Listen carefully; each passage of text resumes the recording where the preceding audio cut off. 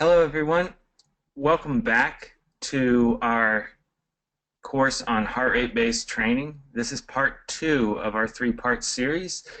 This one is on basic techniques. Again, my name is Tim Fleischer and this is brought to you by Polar and ACSM. So our objectives for this course are to first understand how to execute VO2 testing. So we went over the basic physiology of heart rate and heart rate based training in the first part, and now we're going to explore some testing protocols in the second. And then our second objective here is going to be to create a heart rate based program for running, and then we'll follow that up with creating a heart rate based program for cycling. Let's do a quick review first though. So we just want to make sure we understand a few things that we spoke about in the first section.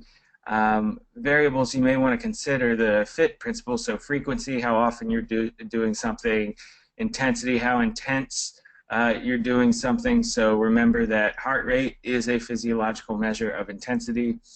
The time you're doing this, so your duration, and the type of activity you're doing. So something like swimming and running or weightlifting may show different things as far as heart rate's concerned, and you just want to be familiar with those things. So just keep that in mind as we go through this. Remember the rate of perceived exertion. This is that conversation you want to have with your client to correlate the numbers with how they're feeling. So if you recall from the end of our last webinar, I spoke about a client I had who had a very low effort level for what we thought was a very high heart rate relative to his maximum heart rate. And so we were able to use the rate of perceived exertion scale to figure out what was going wrong. When we did a retest of his max heart rate, we found out we were 12 beats off. So that's where the disconnect came from. It could also be several other things, and we went over those variables as well. So make sure that you're very familiar with the rate of perceived exertion chart, both the modified RPE and the Borg RPE. I tried to correlate them as best I could together here. So let's talk about our first objective. We want to understand how to execute VO2 testing. So the first question you have is, do you use a lab or not? And we spoke about how expensive it can be to get a proper VO2 max test with a metabolic cart in the first section. It could be anywhere from $75 to $500 depending on where you go. Field testing therefore ends up becoming a good option. So correlating the heart rate values and distance and things like that in both submaximal and maximal tests to get an estimate of what your VO2 max is a good option. So all you need is a stopwatch, a heart rate monitor, and a track oftentimes, and you'll be okay.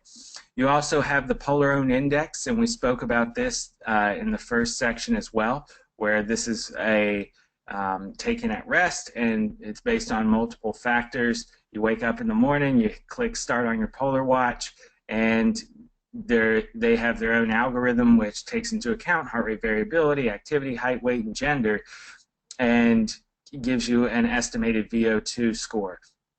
So that's something where you don't even have to work out at all. It's pretty accurate, and it's a good option to show your progression. Remember, VO2 max can be increased from going from an untrained state to a trained state. Once you're very well trained, though, it is what it is. So the ceiling, once you hit the ceiling, it's not going much higher. It's how you utilize everything else underneath that ceiling. So remember the Polar Index, take it at rest. Like we said, it takes approximately 5 minutes. Heart rate variability and other factors go into account and we spoke about those in the last slide, with gender and age and weight and height. Best taken in the morning. Remember, I talked to you about that's when our resting heart rate is lowest, and honestly, I would even tell you to possibly go to sleep with your heart rate monitor on, and that way you just wake up, you don't even move really, you just hit start on your watch, and it's measured in milliliters per kilogram of body weight per minute. So milliliters of oxygen per kilogram of body weight per minute. Now, remember, if you want to measure your progress, here's the chart that we spoke about in the first section. So here's just you know, some scores that to kind of let you know where you're at aerobically, and see where you fit into this. So if you have a polar, or you have a access to some of these field tests that you can take, or even a metabolic cart, then you can kind of get an idea here of where you rank. You see that men are on the top and women are on the bottom for your scores. And if you recall, we spoke about sedentary college students being somewhere between 35 and 40 in the first section, and as you get more and more fit, that number will go up, leading to some elite level cyclists in the 70s and 80s, and possibly even 90s as far as their VO2 max is concerned. Remember, in competition, it's considered in heterogeneous populations where VO2 maxes are drastically different. It's not an indicator of success in endurance activity, but in when they're relatively similar, it isn't a it's not an indicator. So it is when they're different. It isn't when they're very similar. So let's talk about one of our tests that we could possibly give an individual, and this is called the Ross treadmill test. Okay, so this consists of 5 stages. All right, and you set the speed constant at 3.4 miles per hour, and you increase the stage every 3 minutes. Now or increase the grade every 3 minutes. Now this is going to increase 3% for women and 4% for men. So just so you know, the speed does stay the same though, and you don't want to exceed 150 to 155 beats per minute. So that would let you know that this is a submaximal test. So probably something that you maybe want to initially give a client who's coming in who's not very well conditioned, so they don't overdo it and overexert themselves. Remember, if you give them a maximum test, you could be that could be a bit dangerous. They could get injured. They could have maybe some predisposing condition that you don't know about, that you know, that pushing their heart rate up to a significant level, you know, it may expose. So you want to be very careful here and take great precaution when you give these tests, and that's why submaximal tests are a great option before somebody becomes very fit. Now, you do just some rules here as well. Don't exceed 150 to 155, we just mentioned. Do not go to stage 2 if the heart rate exceeds 140, and we'll look at these stages in just a second. And stage 4 and 5 are for people under the age of 50. And you're going to use a chart to estimate the VO2 max. So here is the chart that I was speaking of. Now you can see you have 5 stages here. Each of them is going to be 3 minutes long. And you see that the speed is the same throughout. So whether you're a man or a woman, that part all remains the same. The difference is when you talk about the percent grade increase. So when you increase the grade, you're going from 0 to 3%, from 3% to 6, 6 to 9, 9 to 12 for women, whereas with men you're going from 0 to 4, 4 to 8, 8 to 12, and 12 to 16. And then you get a VO2 value with each of these stages. So the way that you utilize this is you have 2 equations down here, one for men and one for women if you look to the bottom of the screen.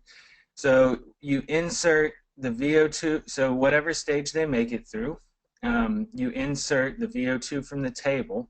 So let's say I made it to stage 2, okay, and then let's say my heart rate went over 150 after that time, but I made it to stage 2, so I put in 19.6, and the score from the VO2 table, or the VO2 from the table, times 220 minus my age, which would be 37, divided by, let's say, what my heart rate was in that stage. Okay, so we put what your heart rate reached in that stage, and then subtract that by the given number here, which in the man's case is going to be 63, and that's your equation.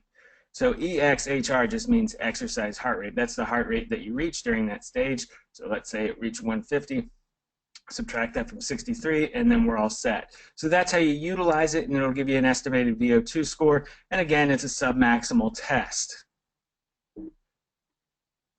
Other submax tests you can utilize are the YMCA cycling ergometer test, the McArdle step test, Rockport fitness walking test, and the BYU jog test. These are all valid submaximal tests that you'll see in exercise physiology labs, and ones that you could utilize with your clients instead of just using the Ross treadmill test. So keep those in mind as well.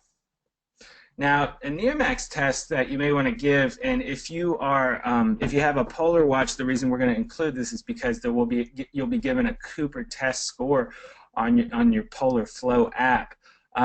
This one is not, you don't need heart rate for, you just need a track and a stopwatch.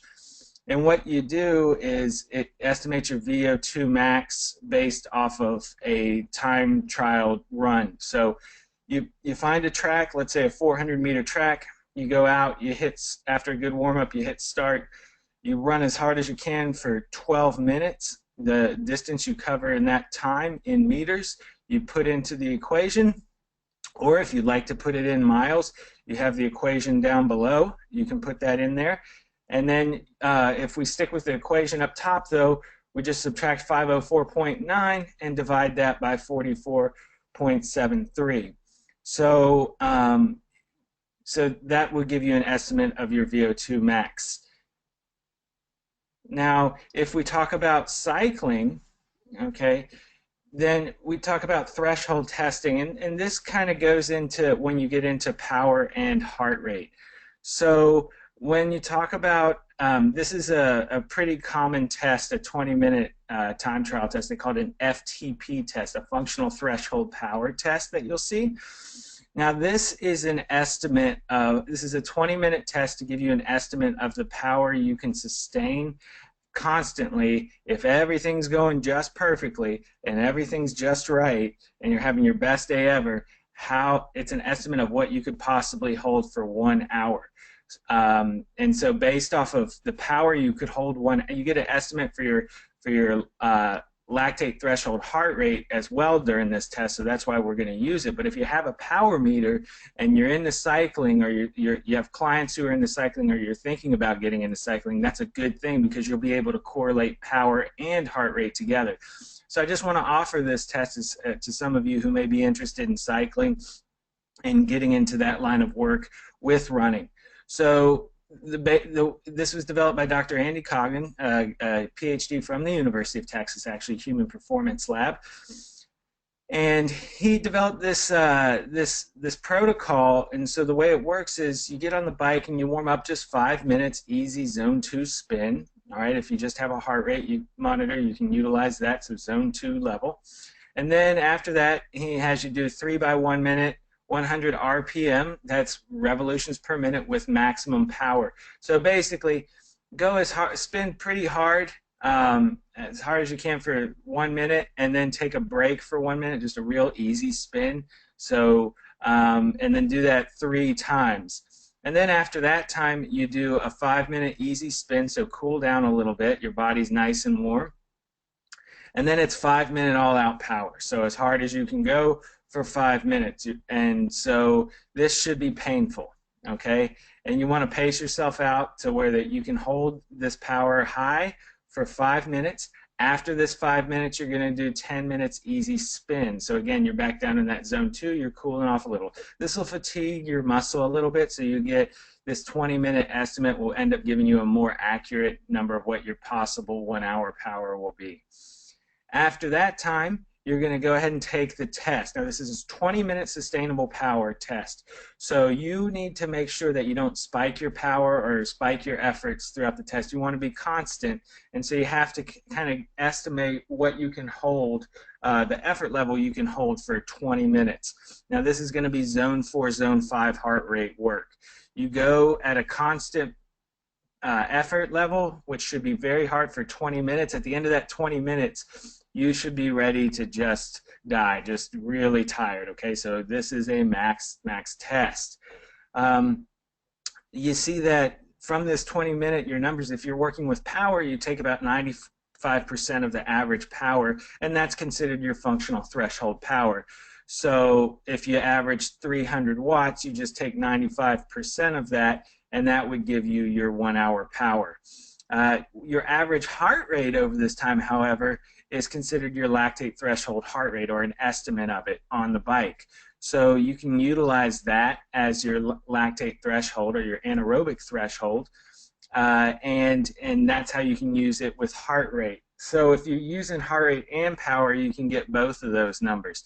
After you take your 20-minute test, by the way, just take 10 to 15 minutes to cool down zone 2, spinning, easy spin, relax the muscles, make sure you're drinking plenty, and make sure that you have plenty of fuel for this test. So, you know, water at first probably, and then into some Gatorade. So here are some other near max tests and where you can find these tests online. The Cognin 2x20-minute cycling test. You can get a book that goes over all these tests, written by Dr. Cognin, the power test that is on the bike.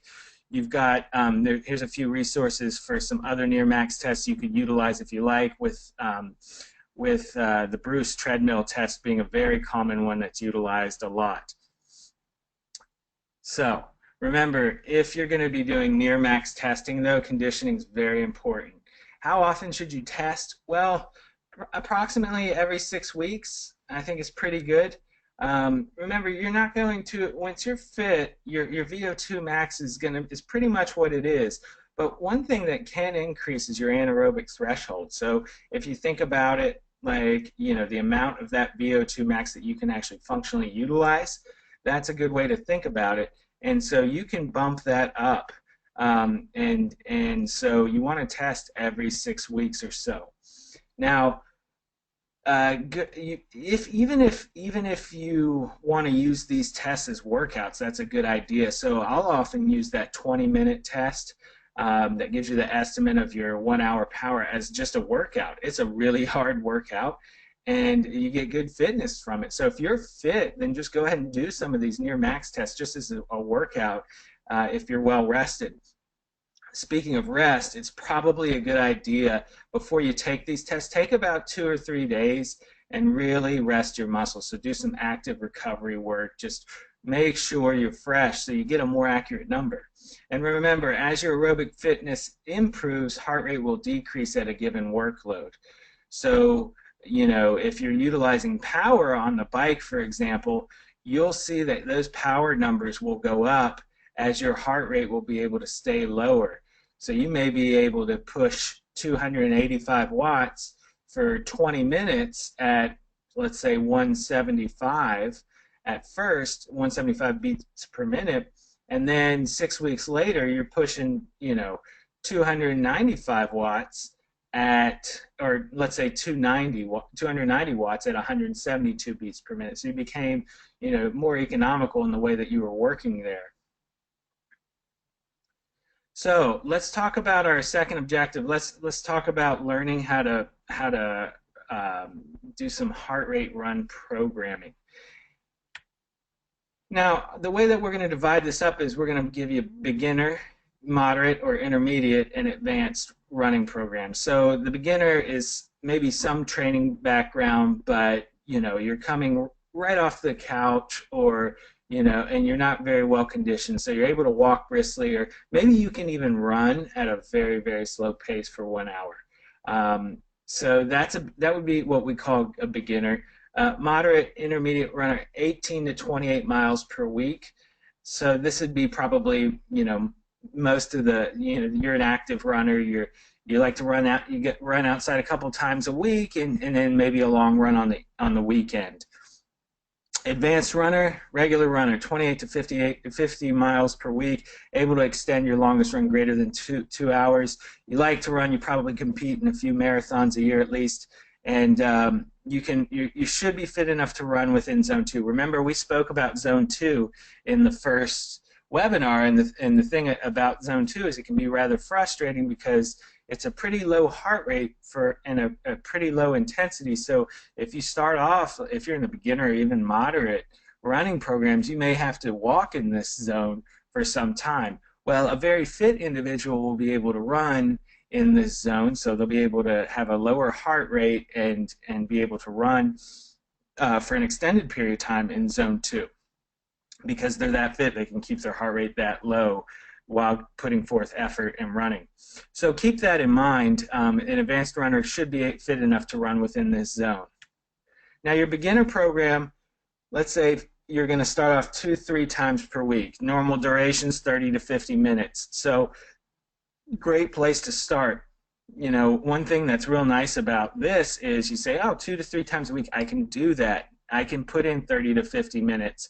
So let's say I have a Monday and Thursday schedule. I've got an hour for lunch. I'll put in a 30-minute and a 45-minute run, and I'll be good. And then maybe I'll do a longer run on the weekend, and that'll be good. So what are we going to do with this? Well, you're going to do 1 to 2 medium runs and then 1 long run. Notice that we're not doing any high-intensity interval training. Why? Well, if we think back to our first webinar, remember we talked about how the high-intensity interval trainings for fit individuals, and a lot of that has to do with injury.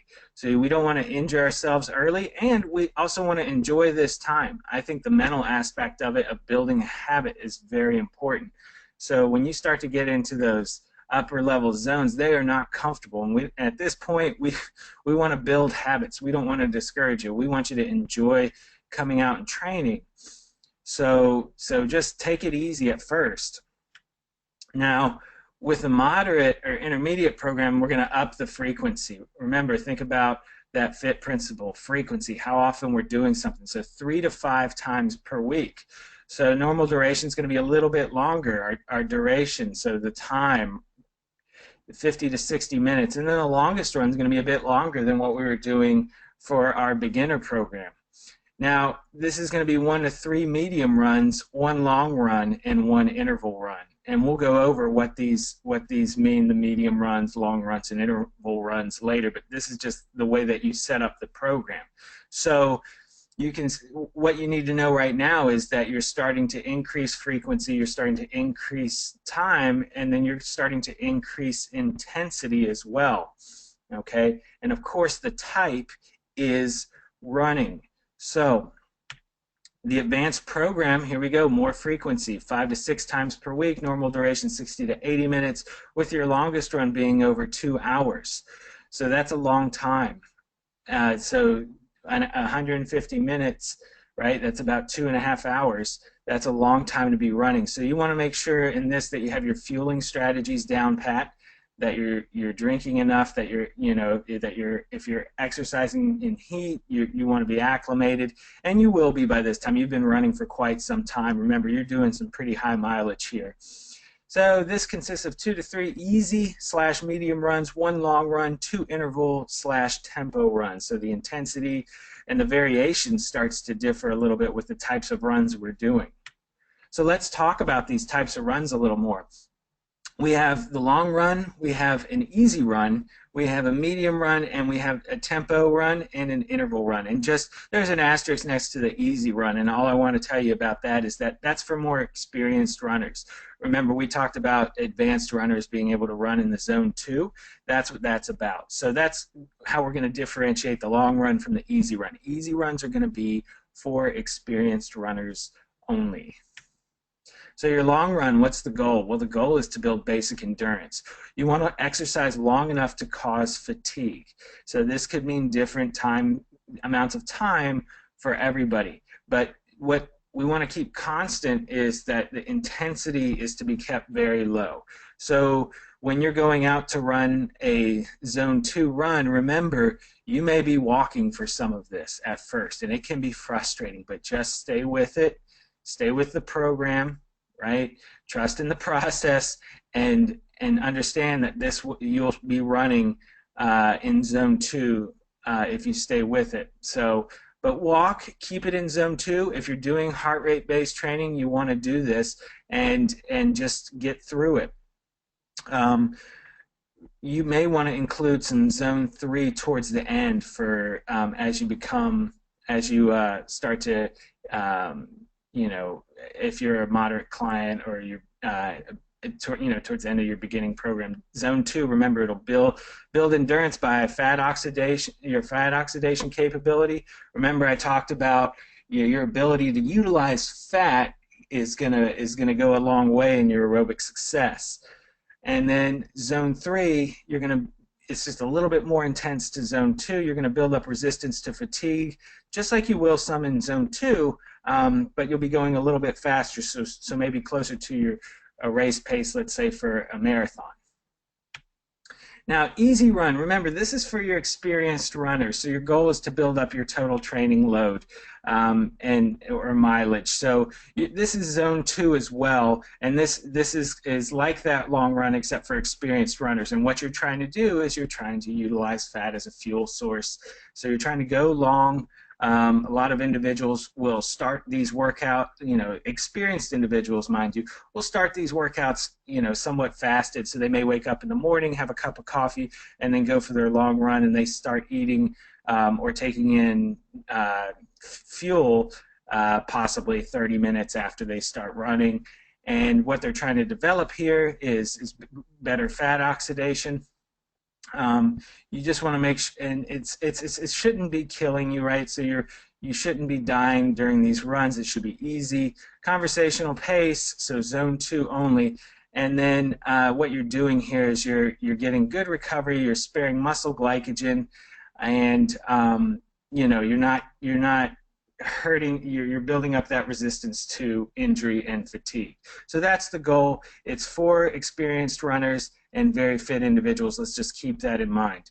Remember, muscle glycogen is very important because your ability to spare muscle glycogen, okay, and utilize fat is going to be very important in your endurance success. So just so you know, individuals who are very fit, let's say fit endurance athletes, have about 4 hours of muscle glycogen in their body before they run out, and individuals who are less fit have about 3. Well, your ability to spare that muscle glycogen is indicative of your success and how long you're able to go without fatigue. So that means that you're going to be utilizing fat as a fuel source a lot. So keep in mind, sparing muscle glycogen is very important, and that's why you want to do a lot of these zone 2 runs, even zone 3, just to work on utilizing fat as a fuel source and sparing that muscle glycogen.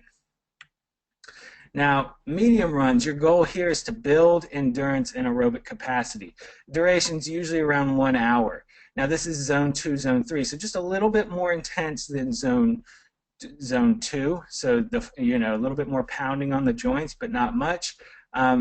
You always want to include at least one zone 3 phase. So there will be some, whereas in your long and easy runs you may not have any zone 3. You want to include at least one zone 3 phase within this workout. So maybe you start off zone 2 and then you spend, 20 minutes in zone 3. For advanced clients, including training with zone 2 prior to the start of zone 3 phase. So you want to have a really nice long zone 2 run, or partially a zone 2 run when you do these medium runs. So you're building endurance, you're increasing your capillary density, and improving blood flow to the muscles, improving oxygen delivery, and this will be about 1 hour. Okay. Now, your tempo runs. Now we're starting to really increase your intensity. So the goal here is you want to develop your aerobic capacity, much like in zone 2, zone 3, resistance to fatigue, but at a more intense pace. And number 3 is really important, improve speed at lactate threshold. So remember, your zone 4 is going to be that 80 to 90% of your max heart rate, and that's where your lactate threshold is, or your anaerobic threshold is going to be. There will be some zone 3 incorporated into these runs, but they shouldn't feel very comfortable. So you should be, these should feel like work. So what you're doing here is you're teaching your body how to run with more lactate within the blood, and so your ability to withstand that lactate over time gets developed. So you want to keep that in mind as you program. Now, since these will be more intense, what you want to also keep in mind is you're going to need more recovery. So maybe you start to set up, you go out and you set up a 40-minute run, and with a good warm up, right? You've done a really good warm up. You go out and you do a 40-minute run, and you're pushing it at between 85 and 90% of your max heart rate, which is going to be uncomfortable. But you keep it constant. You're training your body how to absorb more, or how to train with more lactate in the blood, and then that goes a long way. So, and then you take a nice recovery afterwards. So, but these are not very long runs, but they are intense runs. Okay, so they're either just above or just below your lactate threshold. And you want to keep that in mind as you go through. Interval runs, these are real uncomfortable. So your goal is to develop speed, so getting those legs turning over faster. So improving that run cadence, we call it, how many steps are you taking per minute? Building your aerobic and your anaerobic capacity. So we've talked a lot about aerobic capacity, but your anaerobic capacity. So aerobic means with oxygen, anaerobic means without oxygen. So you're utilizing those type 1A, type 2A muscle fibers in that aerobic capacity. Primarily, as you start to increase intensity, you're increasing more muscle, and that includes your type 2X muscle fibers, which are anaerobic. Okay, so you're learning how to use those in an event. So this may come into play, let's say in a marathon. If you're at the end of the marathon, it comes down to a sprint finish. You may have to come in, start utilizing a lot of these more anaerobic fibers. So there's a lot of good that can come from doing high intensity work like this. You're building resistance to fatigue at higher speeds, and again, you're really developing your ability to run with more blood lactate. So that steady state lactate, very important here. So you're going to be in heart rate 4 and 5 and zone 2 and 3. So the way it works is you set up your sprints. Let's say I gave this example earlier. You go out to a track, you do a good warm up, and then you go out and you do 2 minutes as hard as you can, full speed, and then you do a 1-minute rest or a 2-minute rest. And then you do that, let's say 10 times, and that's your workout. So these are shorter workouts, 30 minutes or so, and meant to be short, meant to be hard, and you're going to need a lot of recovery. You could also do it to where you run really hard for, let's say you do a 5-minute interval. So you pace yourself out so you can run really hard for 5 minutes, and then you're doing 3 minutes at a very slow jog. So not a walk, but a slow jog. So you're running back down into zone 2, zone 3, and you do that over time. Shorter workouts, harder workouts need more recovery. Breathing starts to become more and more important as you enter into these workouts where you're really stressing the body like this. And we're going to cover the breathing aspect of this in part 3 of this course. So if we talk about interval runs, you can see here's a given interval from the Polar Flow app. You see that the work phase and a rest phase here, so you're going a 1/4 mile once around the track probably, and then a rest phase at 1:30. You're in zone 4 or 5 for that work phase. You're in zone 2, 3 for the rest. You see you have a 10-minute warm-up in there, and you see you have a 5-minute cool down, and then you see you have a 10 times around the work and the rest phase. That's 10 repetitions there. So pretty short workout, not long, and you're getting a lot of good work done. So developing resistance to injury, improving aerobic capacity, anaerobic capacity as well, and really developing speed. So if you want to get fast, even in distance, if you want to get fast, you got to train fast. It's not going to happen by just going out and just doing a gentle run or just zone 2, zone 3 works. Those are beneficial, but at some point when you get fit enough, you have to really start to push it. Here's just a look at what heart rate does during an interval run, and you can see this individual right here was running, and you see all the spikes. Those were the work phases, and then the heart rate goes down, and then it spikes again and goes down, and you can see as it progressively goes to the right, that during that recovery phase, it's going up and up and up more. So it's getting closer. You're not able to recover as well as you get more and more tired. But you see that you're getting a lot of good work in here. You're pushing that heart rate as high as you can during that time, so that zone 4, zone 5 work, and then that rest, you're just trying to get back down to zone 2, zone 3 the best you can. Again, your breathing is going to be incredibly important here. Making sure you relax the body, all the muscles during the rest phase is going to be very important. And here's just a summary. That's something nice that the Polar Flow app will give you. And all this is online. When you plug in your Polar watch, it'll automatically upload to the Polar app, and it'll show you this. So you see this individual had 147 beats per minute, average heart rate with a max at 175, a minimum at 68. You can see that the running index, remember the running index is, we'll talk about that in a minute, but that's a score of your economy during the workout.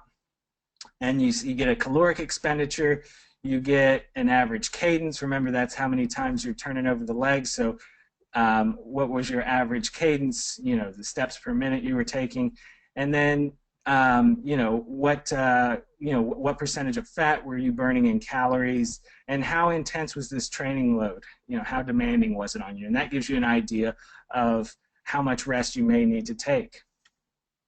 So the Polar Running Index, something I just spoke about, what's that? Well, this is a measure of how economical you are during a particular run. So let's say you put on your watch, you go out for a run, and you go out for, let's say, a 30-minute run. Well, Polar, what they do is all they need is 12 minutes of consecutive recording of your heart rate during activity, and you need to be working at least 6 kilometers an hour, 3.7 miles per hour. So that's very slow. So you just want to kind of make sure that you're at least that over that time. Starts when you start recording the session, so once you press start and go, and you may stop without interrupting the training calculation. So if you come up to a stop sign or a stoplight and you have to wait, don't worry about hitting your watch. It'll still give you an accurate score, even though you're at a place where you need to stop there. So you want to make sure that that's only twice within that time period. Well, what it does, if you look below, it's going to give you a score, and this score is based on how economical you were during the run. So how fast were you able to go at a given heart rate during that run? And it'll give you, and there's an index for this, which I'll go over in a minute. So you see this individual on September 20th had a running index of 51. They give them the Cooper test score. So the Cooper test, they're just giving you the meters you covered in that time. So just so you know, we went over the Cooper test earlier. That's why I wanted to go over the Cooper test. So if you get it on the Polar Flow app, you would understand how to utilize it. And then it gives you an estimated 5-kilometer time, 10-kilometer time, half marathon time, and marathon time at that particular score. You can see on September 6th, just a few weeks earlier, went out and the running average index score was a 53.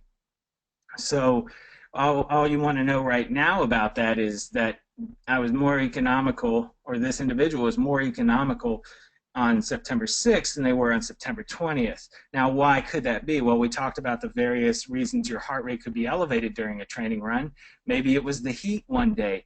Maybe it was maybe I just wasn't feeling well, didn't get a lot of sleep. So it just gives you a snapshot of a particular workout session and how economical you were, i.e., what was your heart rate at a given run pace. And that can vary based on a number of factors, but what you can do is over time you can watch this progress. So obviously the higher you are in this running index average, the more fit you're becoming over long periods of time. You don't want to look at a snapshot today and then the next day go out and you see that it's lower at the same, everything else was the same, but your heart rate was higher at a given pace. You say, oh, I'm losing fitness. No, that's not how it works. These are numbers that give you a measure of economy over a long period of time. So here's kind of the chart that you'll see how to use this. So let's say for me, 35 to 39, very low running index score would be 28. Greater than 54 is considered elite. 49 to 54 is very good. So, you know, as I go through, if I start off and most of my runs are in this 33 to 38 range, let's say, and I keep working out, I keep on my program, you know, a couple months go down the road and all of a sudden you see, oh, I'm up to 49 to 54, I must be getting really fit.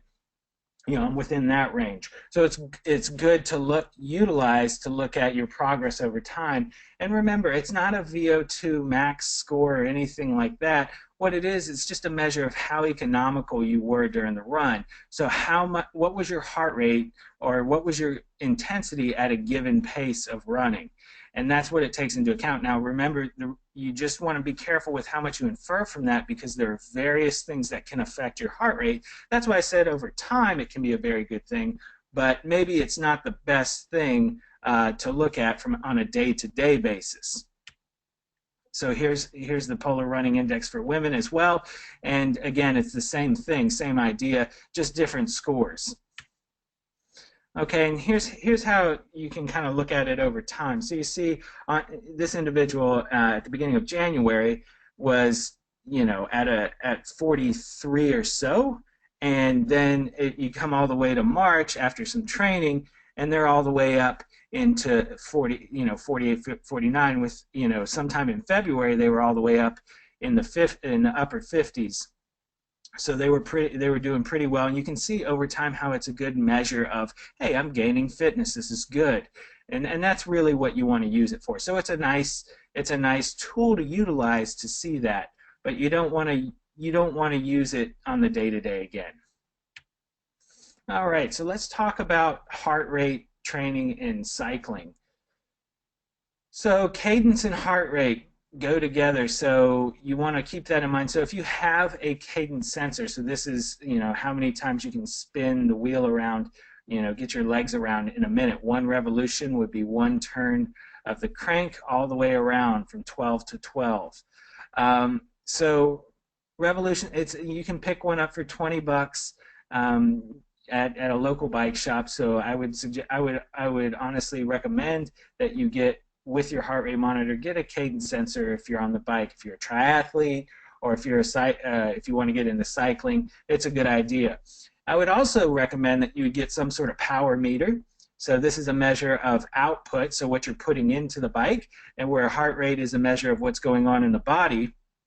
And so you're able to correlate, you know, your power, which is measured in watts, and heart rate, beats per minute together. So heart rate so what's your heart rate at a specific output?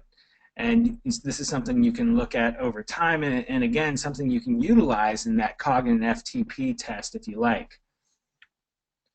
So, you know, very quickly, just make sure that you're going up.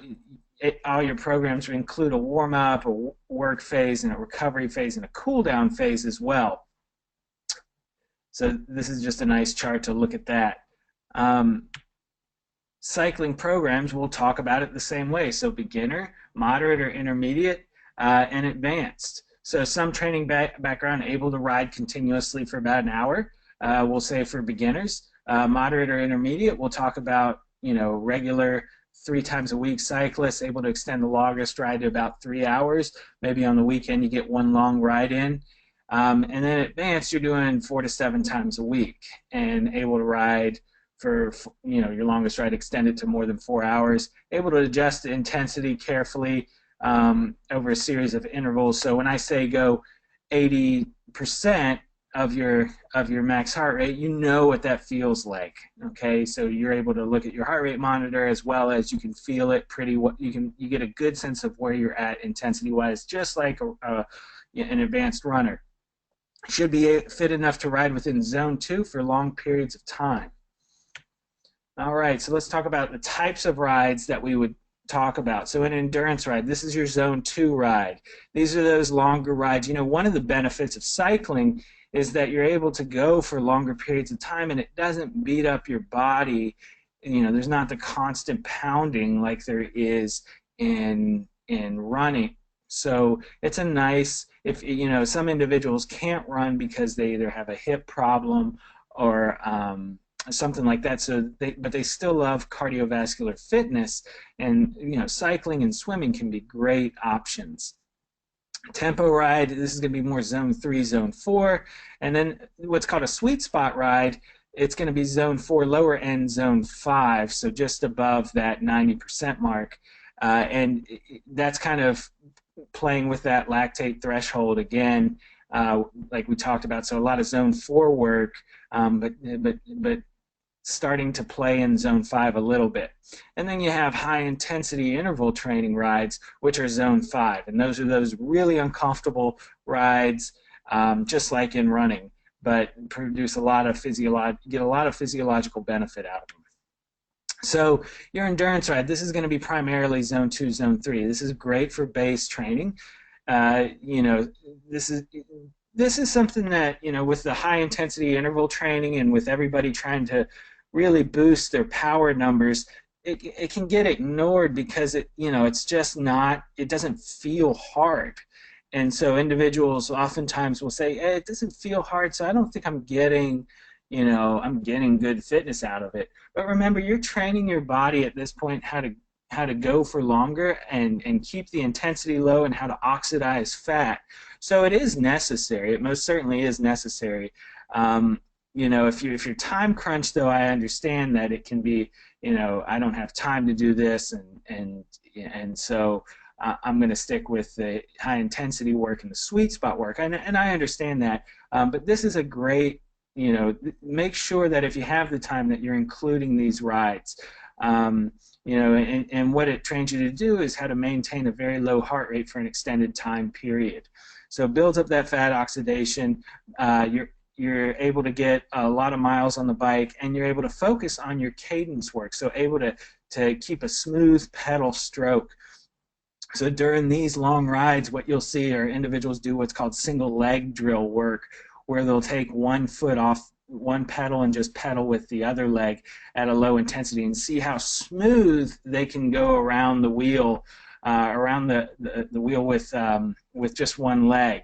And do that on both sides. It's surprising when you take one foot out and just try to pedal with one leg how difficult it can be to make sure that pedal stroke is smooth. Well, why would you want to do that? Well, it creates a very efficient pedal stroke, and so it's good to practice on these longer rides where you're not going as intense.